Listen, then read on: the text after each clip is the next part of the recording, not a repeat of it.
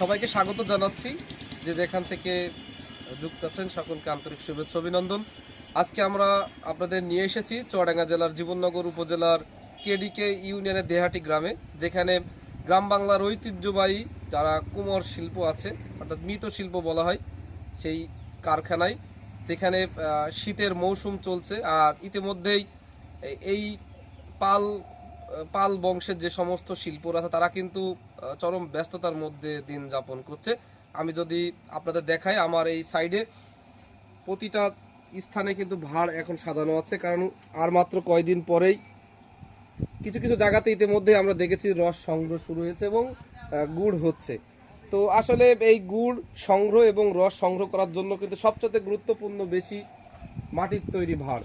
কারণ আমরা দেখেছি যে এই মাটির তৈরি জিনিস কিন্তু একসময় আমাদের ঐতিহ্যবাহী একটা জিনিস ছিল, কিন্তু বর্তমান সেটা কালের বিবর্তনে অনেকটা হারিয়ে যাওয়ার পথে। তারপরেও তারা বাপ দাদার বংশগত কাজ হিসেবে ধরে রাখার জন্য তারা কিন্তু এখনো এই মাটির তৈরি ভাড় তৈরি করছে। পাশাপাশি এখানে কলস, মালসা সহ বিভিন্ন ধরনের খেলনার জিনিসপত্র তৈরি করছে।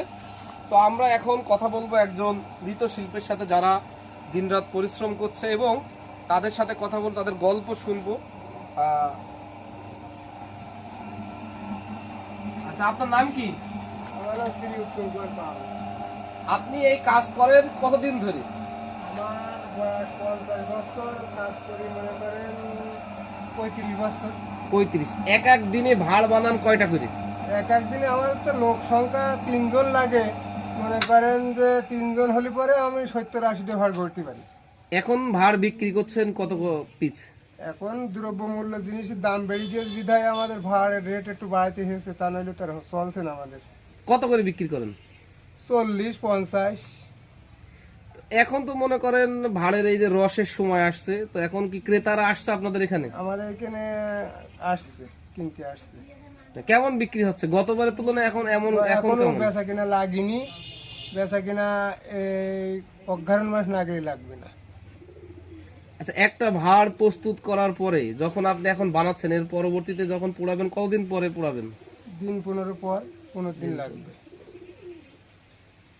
তো আসলে আমরা শুনলাম যে তারা কিন্তু দিন রাত পরিশ্রম করছে, এবং এই ভাড়ের তারা কিন্তু বলেছে যে বৈশিষ্ট্য 3টা অংশ থাকে, অর্থাৎ বিশেষ করে 3 জন লাগে একটা ভাড় তৈরি করতে। কারণ প্রথম অংশটা এবং দ্বিতীয় অংশ যে দুইটা থাকে সেটা কিন্তু পুরুষের কাজ, এবং তৃতীয় অংশ সেটা হচ্ছে নারীদের কাজ। তারা কিন্তু এখানে নারী পুরুষ সমন্বয়ে কিন্তু তারা হচ্ছে এই ভাড় তৈরি করেন। এবং তারা কিন্তু বলেছেন যে একটা ভাড় প্রস্তুত করার শেষে যখন আগুনে দেওয়া হয়, তখন কিন্তু কমপক্ষে 15 দিন সময় লাগে। 15 দিন পরে কিন্তু সেই ভাড়গুলো প্রস্তুত হয় এবং বাজারে বিক্রি করার মতো একটা উপযোগী হয়ে থাকে। তবে তারা জানিয়েছে সরকারিভাবে যদি তাদের সহযোগিতা একটু করা হয়, তাহলে কিন্তু এইটা তারা এই আরো ডেভেলপ করবে, এবং এটা আসলে তারা ধরে রাখার জন্য চেষ্টা করছে।